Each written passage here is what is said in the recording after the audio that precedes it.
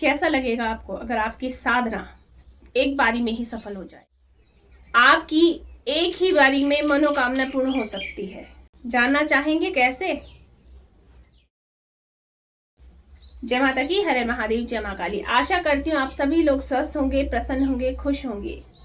स्वास्थ्य से बड़ा धन और प्रसन्नता से बड़ी दवा दुनिया में कोई नहीं है। इसलिए माँ से हमेशा आप सबके लिए, सब्सक्राइबर्स के लिए, संगत के लिए, शिष्यों के लिए मैं माँ से यही प्रार्थना करती हूँ, आप सभी लोग स्वस्थ रहें, प्रसन्न रहें।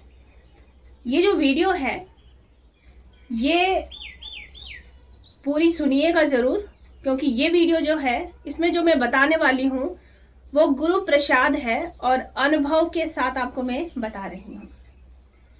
कई लोग कई समय से साधनाएं करते हैं, कई सालों से साधनाएं करते हैं, साधना उनकी संपन्न नहीं हो पाती है, साधनाएं उनकी पूर्ण नहीं हो पाती है। कईयों की साधनाएं अधूरी छूट जाती है, लेकिन कईयों की साधनाएं तो पूर्ण होती हैं, लेकिन उन्हें ये पता नहीं चल पाता है कि उनका जो मंत्र है वो सिद्ध हुआ है कि नहीं हुआ है, मंत्र जागृत हुआ है कि नहीं हुआ है।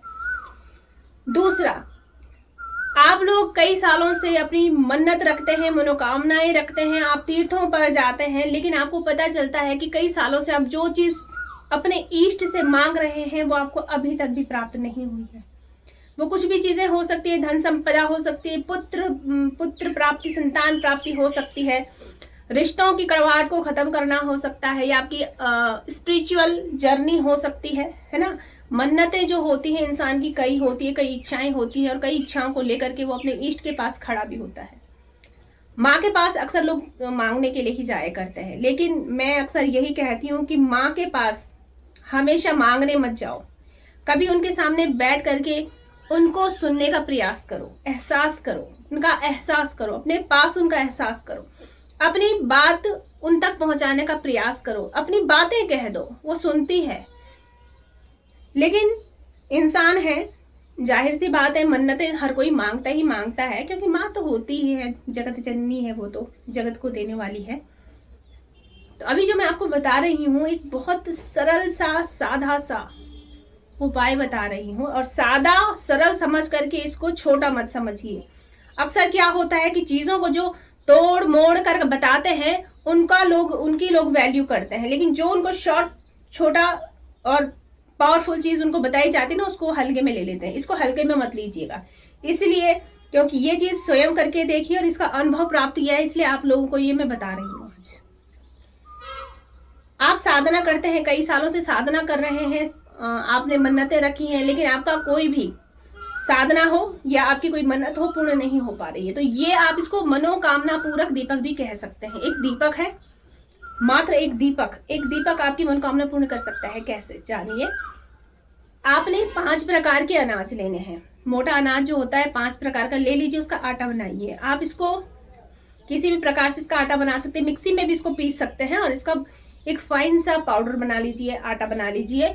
उसके बाद इसको ध्यान रखिएगा, गंगा जल में, ठीक है, गंगा जल में इसको आपने इसका आटा बनाना है, इसका दीपक बनना है। इसलिए आटा जो आपका जो आटा लगेगा वो थोड़ा कठोर लगेगा। अब आप दीपक के हिसाब से थोड़ा थोड़ा अनाज ले लीजिएगा, क्योंकि दीपक आपकी साधना कितने मतलब किस टाइप की साधना है, कितना लंबा मंत्र है, कितना आपको समय लगने वाला है, उस हिसाब से आप दीपक ले सकते हैं, है ना। उस हिसाब का दीपक बनेगा, उतना ही आपने क्वांटिटी में आटा लेना है, ठीक है। तो 5 प्रकार का मोटा अनाज इकट्ठा कर लीजिए, उसको पीस लीजिए, उसका आटा बना लीजिए। अगर आपको इस दीपक को पावरफुल और ज्यादा बनाना है तो इसमें सिंदूर डालिए। फिर अब इसको आपने आटा जो है आपने इसको मिक्स करके आपने गंगा जल से इसको बनाना है, आटा बनाना है इसका, ठीक है। जब आपका ये आटा लग जाए उससे आपको दीपक बनाना है, 4 मुखी दीपक, 4 मुखी दीपक, चौमुखा दीपक आपने इसको तैयार करना है। अब ये दीपक आपको वहां जलाना है जहां पर आपका साधना स्थल है, जहां आप साधना करने बैठते हैं।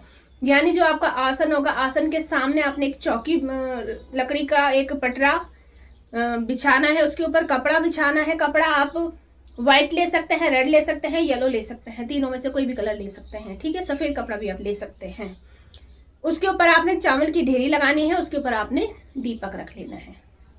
यदि आप दुश्मनों से परेशान है तो सरसों की ढेरी लगा दीजिए, उसके ऊपर आप उस दीपक को रख लीजिए, ठीक है।